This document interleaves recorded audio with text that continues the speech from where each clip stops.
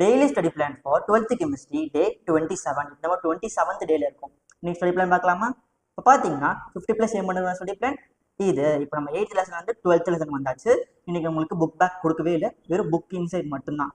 Book இன்சைட்ல இருக்க எல்லா டாபிக்ஸும் நீங்கள் படிச்சாகணும். அப்புறம் எவாலுவேட்டர் பேஜ் நம்பர் 148. இதில் பார்த்தீங்கன்னா நம்மளுக்கு பிசிடிலாம் கொடுத்துருக்கோம் இல்லையா, ஃபர்ஸ்ட்ல அப்புறம் 2, 3, 4 அதெல்லாம் என்னன்னா அதோட சப்டிவிஷன்ஸ். ஓகேவா?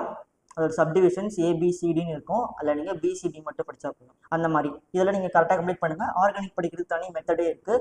அது நீங்கள் என்ன பண்ணணும், ஃபர்ஸ்ட் எல்லா நேமிங் ரியாக்ஷன்ஸும் நீங்கள் ஒரு லிஸ்ட் எடுத்து அதை நீங்கள் கரெக்டாக படிச்சுக்கிட்டு தினமும் ரிவிஷன் பண்ணிக்கிட்டே வரணும்.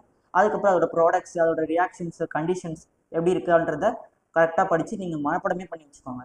ஏன்னா எக்ஸாம்ஸில் அது ரிப்பீட்டாக கேட்குற ஈக்குவேஷன்ஸ் நிறையவே இருக்குது. 90+ எம் ஸ்டடி பிளான் இது.